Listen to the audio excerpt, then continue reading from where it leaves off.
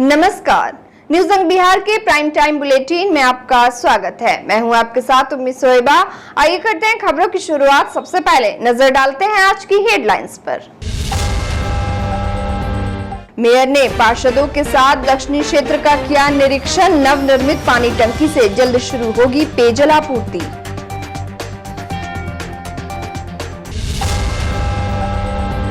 नीतीश सरकार के खिलाफ बीजेपी चलाएगी हस्ताक्षर अभियान। जिलाध्यक्ष बोले 2024 में one nation one PM.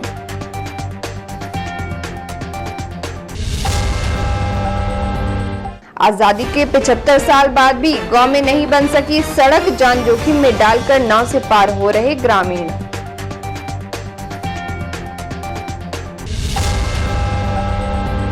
Muharram की 5वीं तारीख पर पूरी की गई केलाकट्टी की रस्म। एसडीओ ने सेंट्रल मुहर्रम कमेटी के पदाधिकारियों के साथ की बैठक।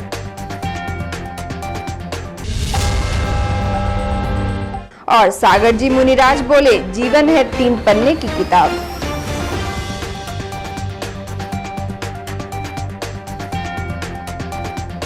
और अब समाचार विस्तार से। भागलपुर नगर निगम की महापौर डॉक्टर वसुंधरा लाल नगर निगम के दक्षिणी क्षेत्र के गुरहट्टा चौक से लेकर शीतला स्थान चौक तक सड़कों का निरीक्षण करने पहुंची। दरअसल गुरहट्टा चौक से लेकर शीतला स्थान चौक तक दोनों तरफ कच्ची नाली एवं सड़क का निर्माण पाइप बिछाकर वुडको द्वारा किया गया है। वहीं निरीक्षण के दौरान महापौर ने बताया कि वुडको द्वारा इस कार्य के लिए एनओसी तो ले लिया गया है, लेकिन नाला सड़क का निर्माण ठीक से नहीं हो पाया। पूछने पर बुडको के अभियंताओं ने बताया कि उनके पास डोमेस्टिक कनेक्शन का एनओसी नहीं है, इसलिए केवल एक तरफ का ही नाला बन पाया।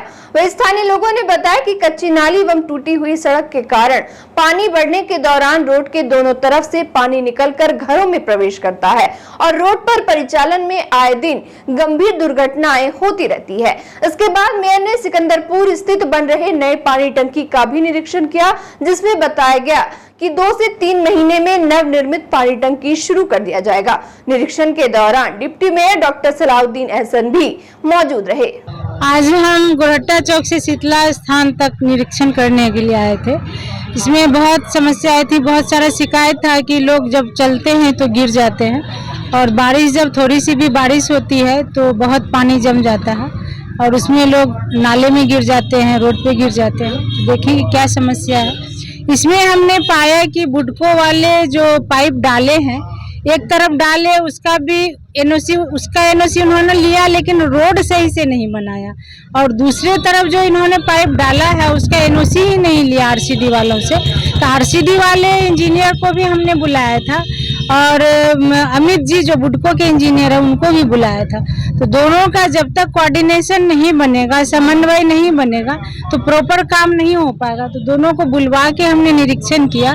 तो अभी जो स्थिति है उसमें यही होगी कि जो पाइप बुडको वाले ने डाला है उससे ब्लू पाइप हर घर नल योजना के तहत जाएगा।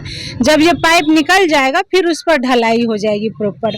और नाला जो बनना है वो नाला आरसीडी वाले बनाएंगे, पीडब्ल्यूडी वाले बनाएंगे या निगम बनाएगी, इसका मैं विभाग से बात करती हूँ। जैसे मुझे पता चलेगा, यदि निगम को बनाना है तो निगम से बनेगा, जिससे बनना है वो बनेगा। रोड और नाला दोनों बनेगा गुरहट्टा चौक से शीतला स्थान तक। भारतीय जनता युवा मोर्चा द्वारा 24 जुलाई से 8 अगस्त तक पूरे जिले में नीतीश सरकार के खिलाफ राज्यव्यापी हस्ताक्षर अभियान का मुहिम चलाया जाएगा। इसको लेकर भारतीय जनता युवा मोर्चा जिलाध्यक्ष चंदन ठाकुर ने कहा कि नीतीश सरकार के भ्रष्टाचार के खिलाफ युवा जन जन तक पहुंचकर हस्ताक्षर अभियान करेगा। उन्होंने बताया कि भ्रष्टाचार और वंशवाद के खिलाफ हस्ताक्षर अभियान भागलपुर जिला के हर एक मंडल में किया जाएगा। इस अभियान को समाप्त होने के बाद सभी हस्ताक्षर को महामहिम राज्यपाल को सौंप दिया जाएगा। प्रेस कॉन्फ्रेंस में भाजयुमो जिला उपाध्यक्ष रोहित कुमार, भाजयुमो जिला मंत्री सिद्धार्थ सोलंकी, भाजयुमो विजय मित्र नगर मंडल अध्यक्ष अमित ट्विंकल एवं भाजयुमो ईश्वर नगर मंडल अध्यक्ष सुधाकर सोनू उपस्थित हुए। देखिए 2024 में तो फिलहाल कोई वैकेंसी है नहीं, कोई वैकेंसी नहीं है प्रधानमंत्री के पद के लिए। One nation and one PM Narendra Modi, पूरे भारत की जनता ने जिस प्रकार से उनको एक बार नहीं 2 बार प्रचंड बहुमत से जिताया है, इस बार भी 2024 में एकदम प्रचंड बहुमत से भाजपा की सरकार बनेगी और नीतीश जी बिहार तो संभाल नहीं पा रहे हैं। अभी देखिए एक बॉडीगार्ड की हत्या कर दी गई है, आप लोगों को तो भली भांति पता होगा। कभी कुछ हो जाता है, हाँ, कभी आडवाणी का पुल एसपी सिंघल द्वारा जो बनाया गया है वो हवा के झोंके में उड़ जाता है, बाढ़ आई नहीं, पुल ध्वस्त हो गया। तो पहले आप राज्य को संभालिए, उसके बाद देश को संभालने का सपना देखिएगा माननीय नीतीश कुमार। भागलपुर जिला के नगच्छा अनुमंडल अंतर्गत खरीक प्रखंड में 2 गांव ऐसा भी है जहां आजादी के 75 साल बीत जाने के बाद भी आने जाने के लिए ना तो सड़क है और ना ही पुलिया। ग्रामीण नाव के सहारे ही अपना जीवन यापन कर रहे हैं। नगच्छा अनुमंडल के अंतर्गत आने वाला श्रीकुंड और लोकमानपुर गांव चारों तरफ से कोसी नदी से घिरा होने के कारण कोसी नदी के सैलाब का दंश झेलता है। दोनों गांव एक टापू की तरह नदी के बीचों बीच बसा हुआ है। सैलाब में यहाँ आने जाने वाले लोगों के लिए नाव का सफर ही एकमात्र विकल्प है। दोनों गांव में हॉस्पिटल भी नहीं है, साथ ही आवागमन का साधन नहीं होने के कारण गांव के बच्चे चाहकर भी उच्च शिक्षा से वंचित हैं। यहाँ पर एकमात्र प्राथमिक स्कूल है जहाँ पढ़ाने के लिए शिक्षिका बबीता देवी प्रतिदिन 6 किलोमीटर दूर से पैदल चलकर नाव के सहारे स्कूल पहुँचती। बबीता देवी बताती है कि वो पिछले 13 साल से श्रीकुंड गांव में स्थित प्राथमिक विद्यालय आजाद नगर में प्रतिनियुक्त है, लेकिन पिछले 13 वर्षों से यहाँ कोई बदलाव नहीं हुआ है। पानी से घिरे होने के कारण इस पंचायत में कई युवक और युवतियों की शादी भी नहीं हो पाई है। लोग यहाँ रिश्ता करने से कतराते हैं। वहीं इन 2 गांव में जाने के लिए राज्य पुल निर्माण निगम लोकमानपुर गांव से विजय घाट तक 44.47 करोड़ की लागत से 456 मीटर लंबा और 8.4 मीटर चौड़ा पुल बनवा रही है, जो पिछले 5 वर्षों से अधर में लटका है। अगर इस पुल का निर्माण हो जाता है तो यहाँ बसे 25,000 की आबादी का सीधा संपर्क जिला मुख्यालय और अनुमंडल मुख्यालय से हो जाएगा। कोई भी सरकार, कोई भी नेता आता है, वोट मांग के चला जाता है और बहुत तरह का वादा भी करता है कि ये करेंगे वो करेंगे। और हम तो ये भी सुने हैं कि मतलब श्रीकुंड और ढोडिया का पुल भी पास हो गया, लेकिन पुल पास जो कर दिया सरकार ने, पुल गया कहाँ? पुल तो यहाँ है नहीं, यहाँ तो हम नाव से टप रहे हैं। कितने वर्षों से ऐसे टपते हैं? हम सब तो जन्म जब से होश संभाले हैं तो नावे से टप रहे हैं। अच्छा, कैसे वो गांव कैसे बसा हुआ है? गांव से ऐसे मतलब हम सब जब से पैदा हुए हैं, हम सब 3-4 बार तो मेरा घर कट गया। घर पहले हम लोगों का यहाँ पे था। कभी इस पार में रहते हैं। गांव के चारों तरफ क्या है? गांव के चारों तरफ नदी है, बीच में हम सब हैं।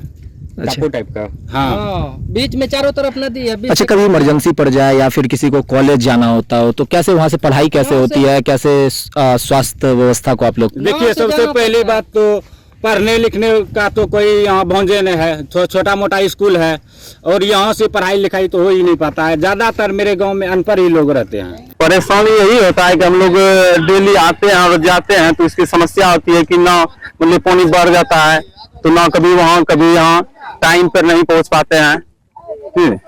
कहाँ जाते हैं आप लोग? पढ़ाने जाते हैं। कितने वर्षों से ऐसे सफर कर रहा है? जन्म से कर रहे हैं। हम लोग को आना जाना अपना खरीक से निकलते हैं तो बाइक से आते हैं घाट से नाव पार करके तो स्कूल वाले 2 स्कूल जाते हैं, 2 कोस 3 कोस। किस स्कूल में? किस स्कूल? आजाद नगर से। कितने वर्षों से आ रही हैं? 13 वर्ष से। इसमें क्या बदलाव देखा? क्या बदलाव देखेंगे? कुछ नहीं बदला हुआ है अभी इधर। उसी तरीके से जाते हैं। इसी तरह से। वो गांव कैसे बसा हुआ है? कैसे के बसा हुआ? इधर कट्टी होता है, गांव के लोग किसी तरह अपना गुजर बसर खेती गृहस्थी लेकर के यहाँ काम बाहर करते हैं। बहुत अच्छा मैडम, कभी बच्चे अगर बीमार पड़ जाते हैं तो कैसे उसको इधर लाते होंगे? नाव द्वारा। दूसरा कोई उपाय नहीं है। क्या वो लोकमानपुर जो गांव है वो हम लोग सब लोग जानते हैं कि वो कोसी नदी के एक तरह से, और जब बारिश बढ़ जाती है, जब ये सीजन आ जाता है फ्लड का, तो वो चारों तरफ पानी से घिर जाता है। उसमें राज्य सरकार, बिहार राज्य पुल निर्माण निगम के माध्यम से उसमें पुल का भी निर्माण हो रहा है और अप्रोच रोड का भी जो है पुल निर्माण निगम निर्माण कार्य कर रहा है। वो कार्य बहुत तेज़ गति से चल रहा है। बारिश के कारण थोड़ा सा स्लो हुआ है। उसमें जो भूअर्जन का काम है उसका निरीक्षण भी मेरे द्वारा कुछ महीने पहले किया गया था। उसमें हम लोगों ने रेट डिसाइड कर दिया है और अभी हम लोग जल्दी ही अगले 10 से 15 दिन में सबको नोटिस देंगे। उसमें राशि भी भूअर्जन पदाधिकारी को मिल गई है और कैंप लगा करके हम लोग जो भी रैयत है उसमें संभवतः मुझे जो ध्यान में आ रहा है 2 गाँव की ज़मीन जा रही है, उसका हम लोग पेमेंट भी इंश्योर कराएंगे और हम लोग ये उम्मीद कर रहे हैं कि इसी साल के अंत तक उस गाँव को जो है कनेक्टिविटी मिल जाएगी। कोसी पर एक और पुल जो है वो बन जाएगा और पुल निर्माण निगम के द्वारा ससमय इस कार्य को पूर्ण कराया जाएगा। भागलपुर में मुहर्रम की तैयारी जोर शोर से चल रही है। शहर के विभिन्न क्षेत्र में अखाड़ा, निशान यात्रा, ताजिया जुलूस, इमामबाड़ों पर फातिहा खानी, निशान चढ़ाने और ताजिया निर्माण का इंतजाम जोर शोर से चल रहा है। वहीं मुहर्रम की 5वीं तारीख पर आज सराय किला घाट, मियां साहब मैदान समेत भागलपुर के सभी इमामबाड़ों पर पुरानी परंपरा के मुताबिक केलकट्टी की रस्म अदा की गई।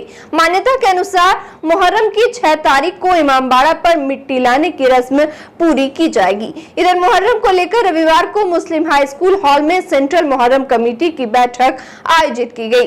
बैठक की अध्यक्षता कमेटी के कार्यकारी संयोजक शहाबुद्दीन उर्फ वर्दी खान ने की, जबकि संचालन सह संयोजक महबूब आलम ने किया। कार्यक्रम के सह संयोजक मोहम्मद तकी अहमद जावेद ने धन्यवाद ज्ञापन किया, जिसमें भोलानाथ पुल के नीचे पानी भरा रहने के कारण जुलूस अखाड़ा लाने में होने वाली समस्या से अधिकारियों को अवगत कराया गया।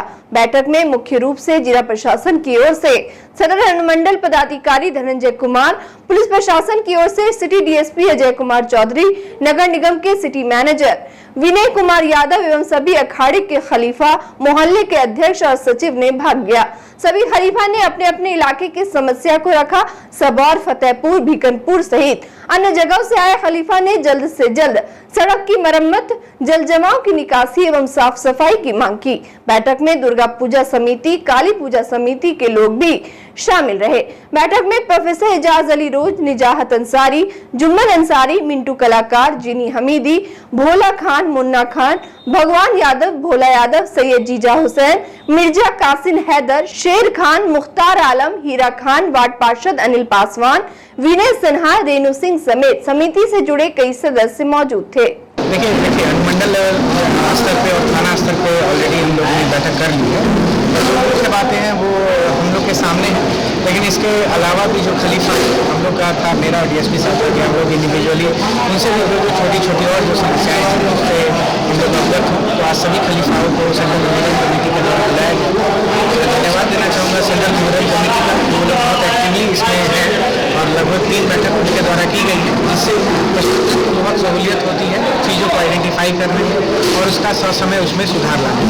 तो इसी बैठक के दौरान जो पॉइंट्स हम लोग के सामने आए हैं, अभी हम लोग उसको समय उसका पालन कराते कोशिश करेंगे कि जितनी भी डिमांड्स है उनको हम लोग पूरा करें और साथ ही साथ विधि व्यवस्था दृष्टिकोण से जितनी भी आवश्यकता है फोर्स मजिस्ट्रेट का, उसका हम लोग इंश्योर करा लेंगे कि वो ससमय। प्रत्येक मनुष्य को अपनी वाणी में संयम और मिठास रखनी चाहिए। मीठी और सरस वाणी लोगों को चुंबक की तरह अपनी ओर आकर्षित करती है।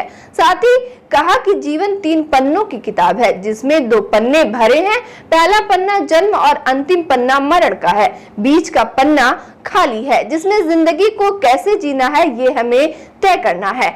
ये बातें विशल्य सागर जी मुनिराज ने बताई। दरअसल भागलपुर के दिगंबर जैन मंदिर में आज संत विशल्य सागर जी मुनिराज के सानिध्य में सिद्ध चक्र महामंडल विधान के छठावल्य के 256 अर्घ मंत्रोच्चार के साथ कर्मदहन के लिए विधानाचार्य अजीत जी शास्त्री और कमलेश वसंत के द्वारा चढ़वाए गए। संगीत सौजन्य धनश्री जैन एवं पार्टी द्वारा किया गया। सबसे पहले आदि ब्रह्मा आदिनाथ भगवान के जिनबिंब की प्रासूक जल से अभिषेक क्रिया की गई। साथ ही विश्व शांति एवं जल कल्याण के लिए शांति धारा के माध्यम से मंगल कामना की गई। और वक्त हो चला एक छोटे से ब्रेक का, मिलते हैं ब्रेक के बाद।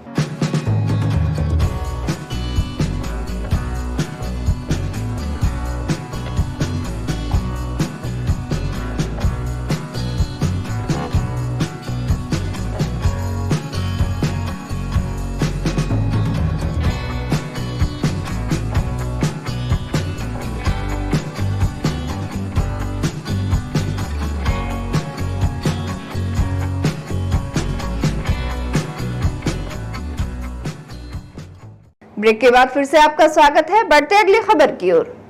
भागलपुर सुल्तानगंज के अजगैबीनाथ धाम में सावन के तीसरे सोमवारी को भक्तों का हुजूम उमड़ पड़ा। मलमास होने के कारण बिहार, झारखंड, बंगाल, यूपी समेत देश के विभिन्न हिस्सों से आए हजारों कांवड़ियों ने अजगैबीनाथ के उत्तरवाहिनी गंगा में आस्था की डुबकी लगाई। साथ ही गंगा जल भरकर पैदल एवं वाहन से वैद्यनाथ धाम जलाभिषेक करने निकल पड़े। साथ ही अजगैबीनाथ मंदिर के आसपास के शिवालयों में सुबह से ही शिव भक्तों की भीड़ देखी गई। वहीं भीड़ के मद्देनजर जिला पदाधिकारी के निर्देश पर गंगा घाट में एसडीआरएफ की टीम तैनात रही, जबकि गंगा घाट से लेकर कच्ची कांवरिया पथ तक कांवड़ियों की सुविधा की समुचित व्यवस्था की गई थी। वहीं थानाध्यक्ष प्रियरंजन, सीओ अमित राज, बीडीओ मनोज कुमार मुर्मू, कार्यपालक पदाधिकारी अभिनव कुमार सहित तमाम स्थानीय पदाधिकारी के द्वारा गंगा घाट से लेकर कच्ची कांवरिया पथ तक मॉनिटरिंग भी की गई। भागलपुर के पूर्व मेयर डॉक्टर वीना यादव और एमएलसी डॉक्टर एनके यादव के द्वारा भागलपुर समेत आसपास के क्षेत्रों में रहने वाले लोगों के लिए एक विशेष इंतजाम किया गया। दरअसल डॉक्टर वीना यादव और एमएलसी डॉक्टर एनके यादव ने अपनी ओर से शव वाहन शहरवासियों को दिया है, जिससे शव को 4 से 5 दिन दाह संस्कार के पहले रख सकते हैं। ये उन लोगों के लिए उपयोगी होगा जो दूर शहर में रहते हैं और अपने घर परिवार के सदस्य के अचानक मौत हो जाने पर फौरन नहीं आ सकते। अब अंतिम विदाई से पहले भी दूर रह रहे परिजन मिल पाएंगे। शव वाहन का नाम रखा गया है स्वर्ग धाम। बता दे कि पहले भी इनके द्वारा शव वाहन की सुविधा शहरवासियों को दी गई थी।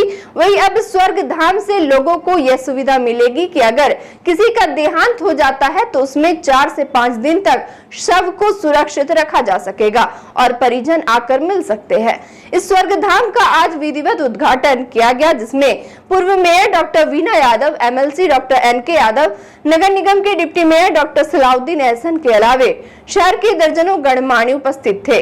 शहरवासी को समर्पित मृत्युपरांत जिस तरह सब वाहन के लिए हम सोचे मृत्युपरांत के लिए गाड़ी नहीं मिलती है तो सब वाहन का पहले शुरुआत की। उसके बाद जिसके बाल बच्चे बाहर रहते हैं और माता हो पिता हो उनका स्वर्गवास हो जाता है तो शायद रखने में कड़ाके की धूप रहे या बारिश रहे, कैसे रखा जाए। पहले था बर्फ का सिल्ली कि बर्फ के सिल्ली में रखा जाएगा, लेकिन फिर भी वो बहुत असंभव बुझाया। बर्फ कहाँ से लाया जाए, बुरादा कहाँ से लाया जाए। ये हेवन सील्स इसका नाम रखते हैं ताकि जो जरूरतमंद है, जिसके बच्चे बाहर हैं, आजकल का ये कलयुग है कि जीवित रहते हुए भी माँ और बच्चे में डेथ नहीं हो पाती है। और ये हेवन सील ऐसा है, स्वर्गवास ऐसा है कि आप माता पिता जो भी है इनको आराम से आप रखिए, कोई सड़ेगा गलेगा पचेगा नहीं। भागलपुर स्टेशन से महज 500 मीटर की दूरी पर एक महिला की ट्रेन के चपेट में आ जाने से मौत हो गई। घटना को देखते हुए मौके पर धीरे धीरे लोगों की भीड़ इकट्ठा होनी शुरू हो गई। वहीं मौके पर मौजूद एक युवक ने जब इशाकचक थाना को इसकी सूचना दी तो उन्होंने जीआरपी थाना क्षेत्र का मामला कहकर अपना पलड़ा झाड़ लिया, जिसके बाद जीआरपी को फोन किया गया तो उन्होंने कहा कि यह रेलवे थाने के अंतर्गत आता है। इसी तरह टालमटोल देखने को मिला, जिसके बाद रेलवे थाने की पुलिस ने घटनास्थल पर पहुंचकर महिला के शव को अपने कब्जे में ले लिया। हालांकि खबर लिखे जाने तक शव की पहचान नहीं हो पाई थी। पूरा मामला यह है कि ये औरत अभी भिकनपुर की तरफ रहती है और उधर से ये भी बस स्टैंड की तरफ जा रही थी। अचानक ही जो है ट्रेन आया और ट्रेन के साथ जो है लपेट में आके फेंका गई। इस मामला के बाद हम जो है इशाकचक थाना को कॉल किए। इशाकचक थाना ये कह के पल्ला झाड़ रहा है कि ये रेलवे के जुरिडिक्शन के अंदर आता है, आप इसको जीआरपी को कॉल कीजिए। जीआरपी को जब इसके बारे में इन्फॉर्मेशन किया गया तो जीआरपी कह रहा है कि ये रेलवे के अंदर आता है। इस मामला पे अभी हम जो है स्टेशन मास्टर को कॉल किया और स्टेशन मास्टर के द्वारा ये कहा गया कि हम जीआरपी के लोगों को भेज रहे हैं। बाद में 2 सिपाही को भेजा गया है और जब तक यहाँ से लाश नहीं उठ रहा है तब तक हम खड़े होंगे और यहाँ से लाश को उठवा के इनके परिजन तक खबर पहुँचाने की। कहाँ का ये लेडीज है? ये मेरे ख्याल से भिकनपुर साइड की ये लेडीज है। भागलपुर सुल्तानगंज अजगैबीनाथ धाम में श्रावणी मेला का माहौल है। हर रोज हजारों की संख्या में श्रद्धालु आ जा रहे हैं।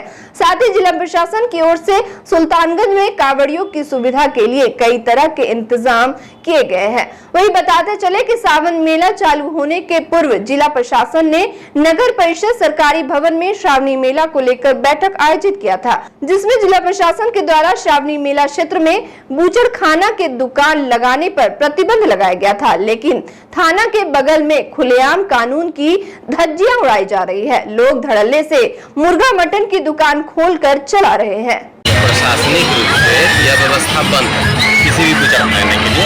आप खास करके जब देखेंगे कि थाना के आगे जो बिलगौरी चौक हम लोग जाते हैं तो अभी तो वहाँ पे कोई दुकान भी लगाए हैं। अगर चोरी पे कोई बेच रहे हैं तो इसका जांच किया जाए। और अंत में चलते चलते फिर से नजर डालते हैं आज की हेडलाइंस पर।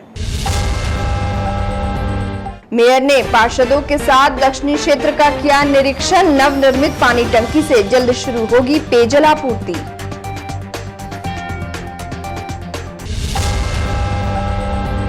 नीतीश सरकार के खिलाफ बीजेपी चलाएगी हस्ताक्षर अभियान। जिलाध्यक्ष बोले 2024 में one nation one PM.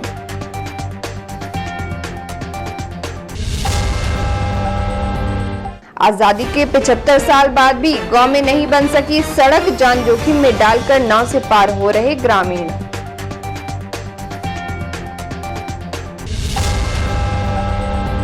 Muharram की 5वीं तारीख पर पूरी की गई केलाकट्टी की रस्म। एसडीओ ने सेंट्रल मुहर्रम कमेटी के पदाधिकारियों के साथ की बैठक।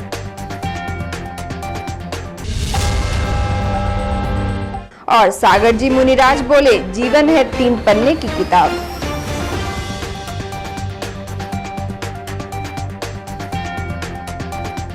और आज के बुलेटिन में बस इतना ही। नमस्कार।